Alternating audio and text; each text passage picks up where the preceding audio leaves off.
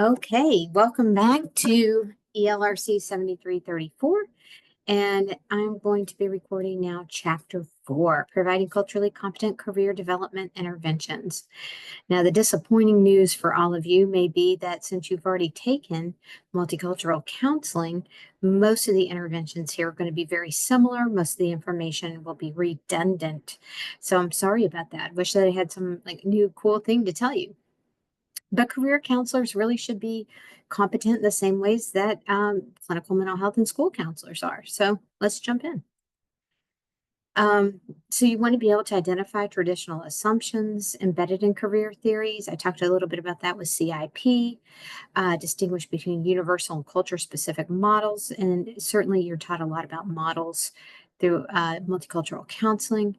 Understand the implications of ethnocentrism and acculturation.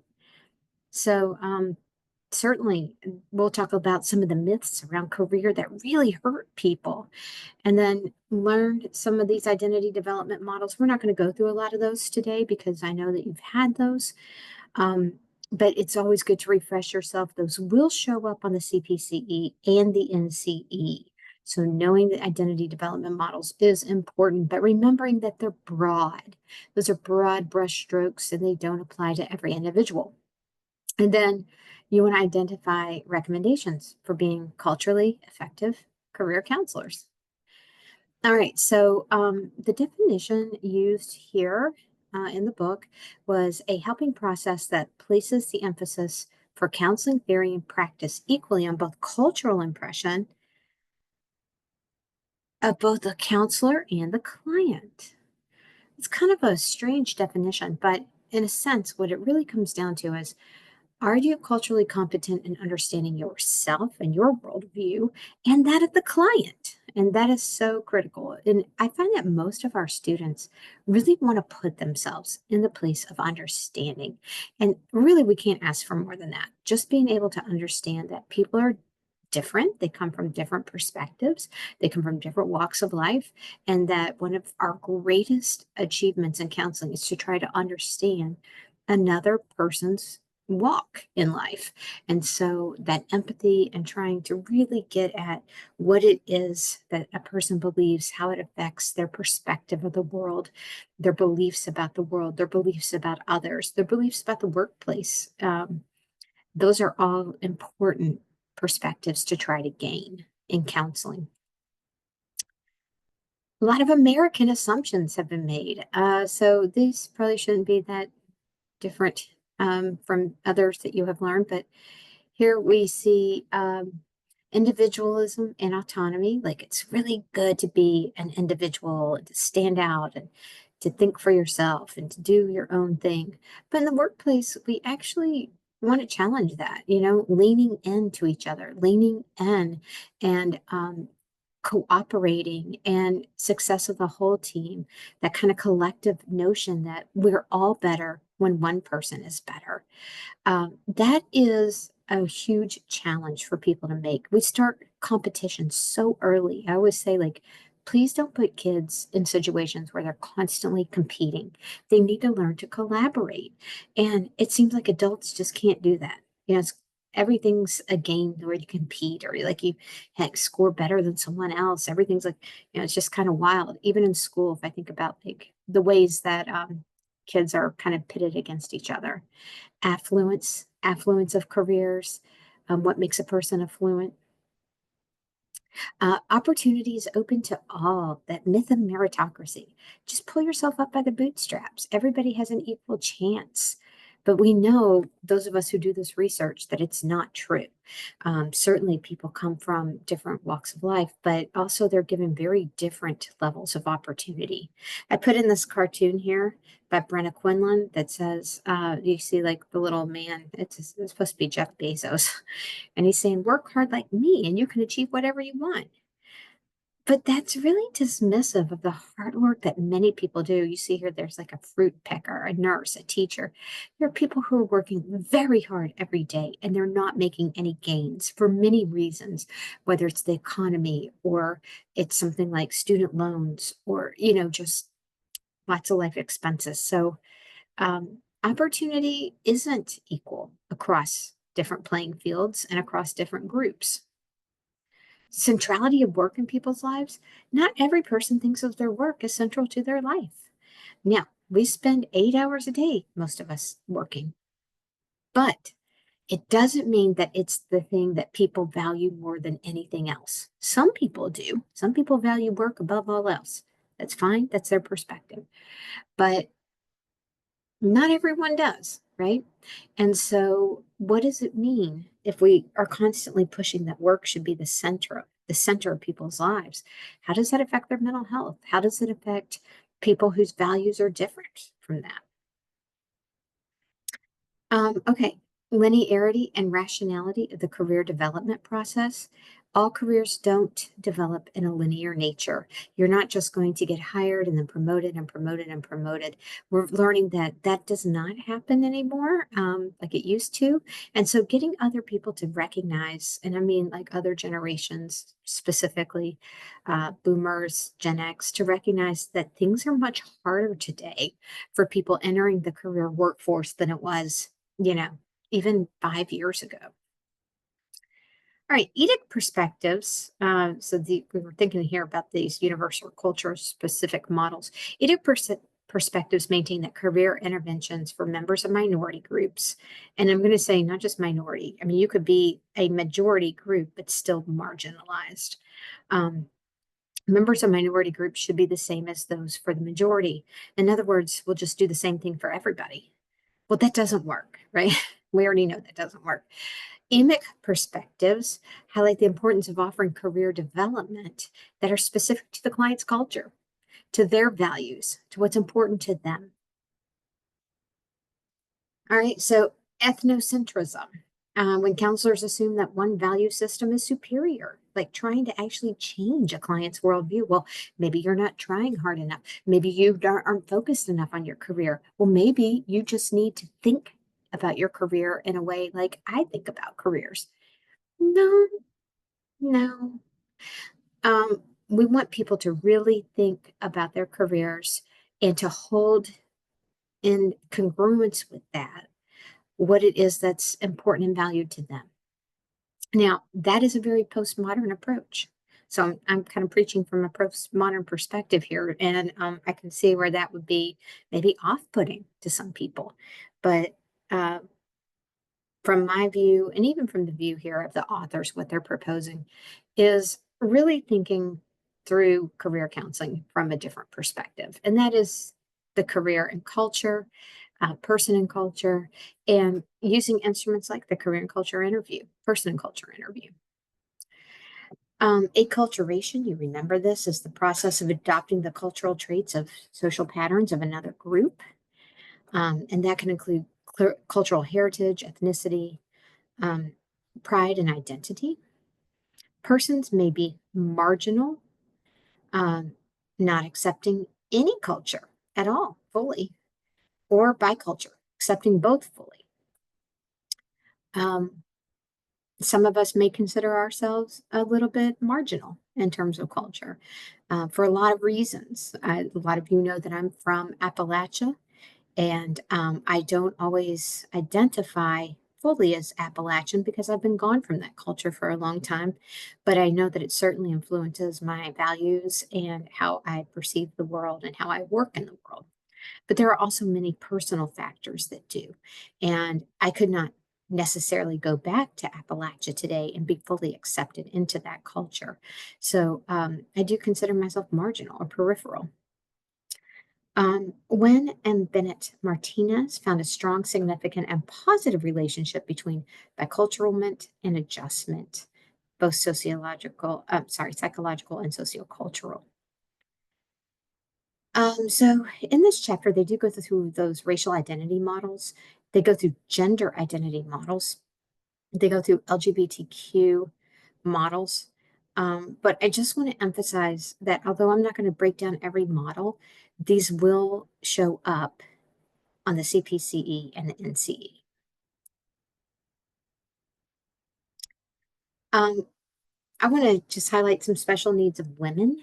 If you work with women, I know some of you really are interested in working with women and girls.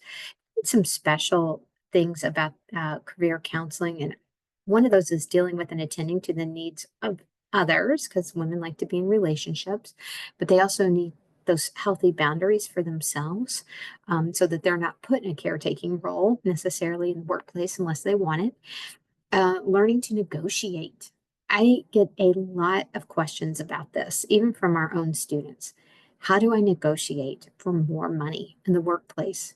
I love that question. And the reason I love it so much is because women have historically not asked for what they deserve in terms of money in the workplace. I think you definitely always need to negotiate up. So we'll talk about that. Accessing quality childcare. This shouldn't be a burden of women. This should be a burden of everyone. But women tend to carry that burden. And I would add to that elder care. We see more and more women having to do elder care. So not only accessing quality childcare, but how am I going to care for these elderly family members while I work? And who can help with that? Handling sexual harassment in the workplace. Not only women can be sexually harassed, certainly I think anybody can be, but it tends to happen more often to women. And accessing mentors. A lot of women struggle to get a mentor. Every mentor I've ever had has been male, and I've always wanted a female mentor.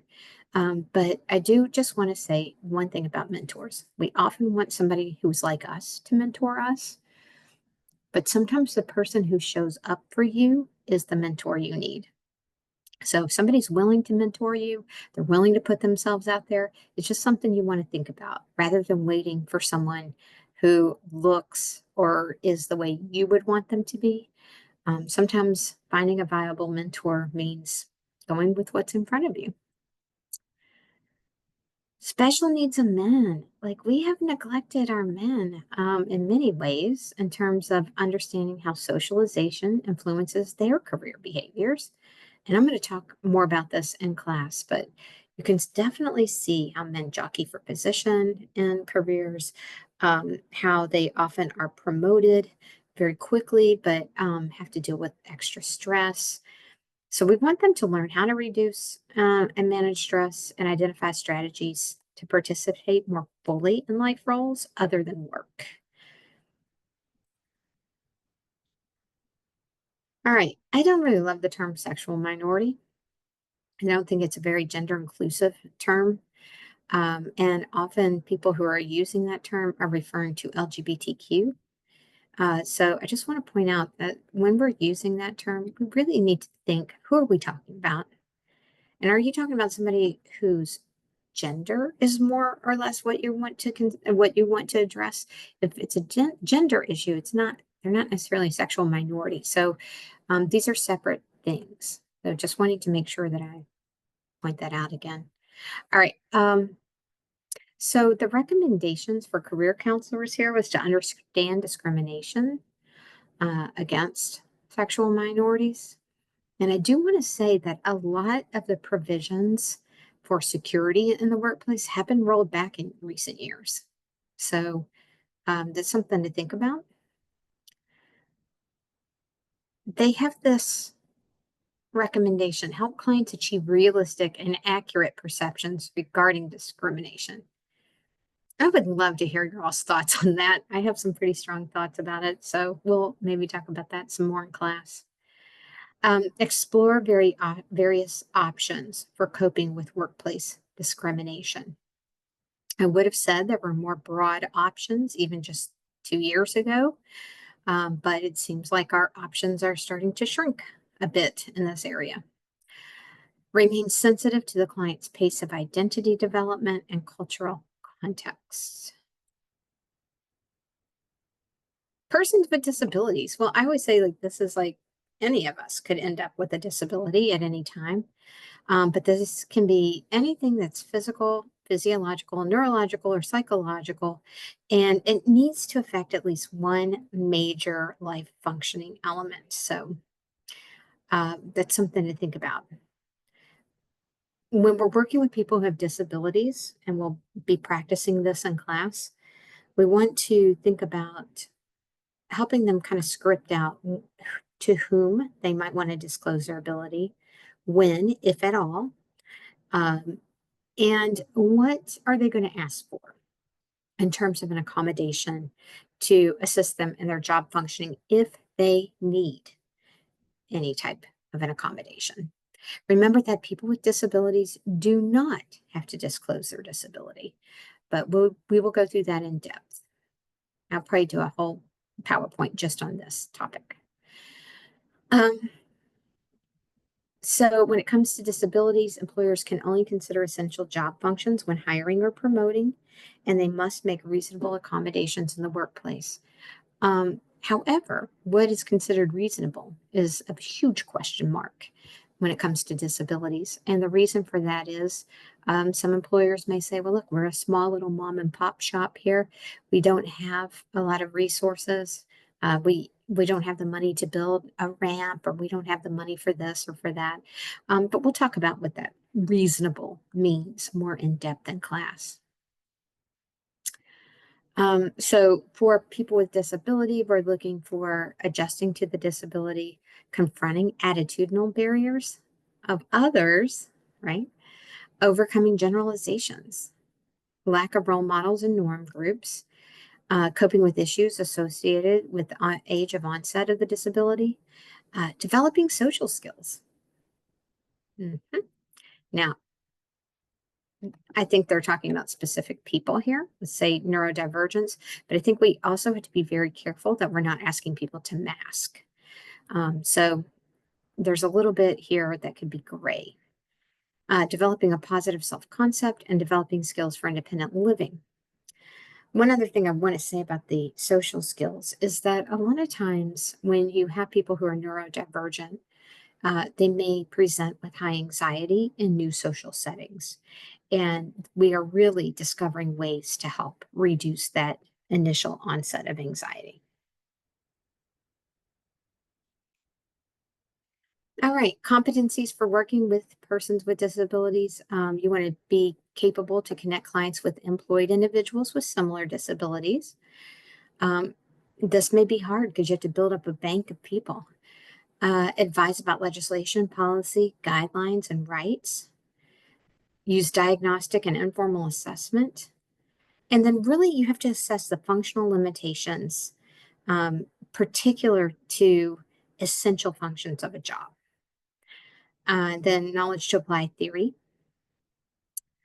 Competencies for working with these groups, skill to provide effective individual and group counseling, capability to team with other specialists, capability to work with employers. That's a big one to me. They really, sometimes the biggest skill deficit is with the employers. Capability to plan and implement skill building workshops. Components of culturally sensitive career interventions include possession of knowledge and skills appropriate in any healthy relationship. Same ones. That's why I said this isn't a very long PowerPoint, because a lot of it's a repeat. Recognition of personal attitudes and values, your attitudes and values and how they're affecting what's happening in the counseling session. Knowledge of cultural context from which clients come. And if you don't have that knowledge, seeking that knowledge. Ability to identify special needs. Ability to assist culturally different clients. Skill to assist culturally different clients. Particularly when it comes to dealing with effectively with discrimination. Skill to discern between client deficits that result from socioeconomic class and those from membership in a racial or ethnic group. In other words, is this an issue of access from low income, or are there racial barriers that are happening? And then being honest about that. You really want to be honest with yourself, particularly if you're a white counselor. You don't want to dismiss a client's concerns because you see the situation differently. You want to really try to understand from their perspective what's happening in the workplace and try to help them with that. And race and ethnicity do affect people in the workplace. If we don't believe that, it's going to be really hard for us to help people. It absolutely can affect people in the workplace. Using assessments, we want things that are valid and reliable and normed with the specific groups that we're asking to take the assessments. That's why I'm very, very cautious about any assessments that I use.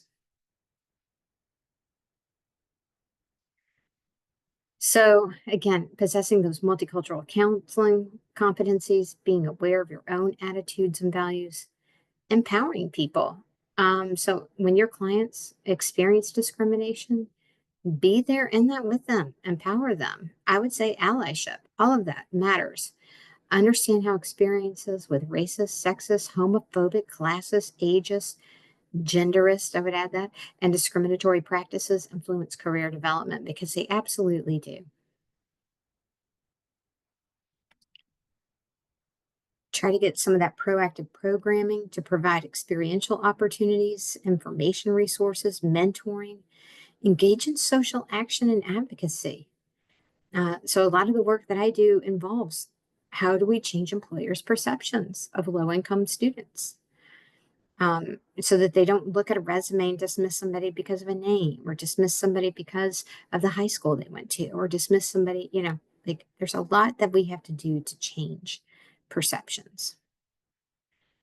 Engage in programmatic research. That's the one thing that I try to do over and over is research, research, research. Is it effective? If it was effective, why was it effective? And how can the results inform us about practice?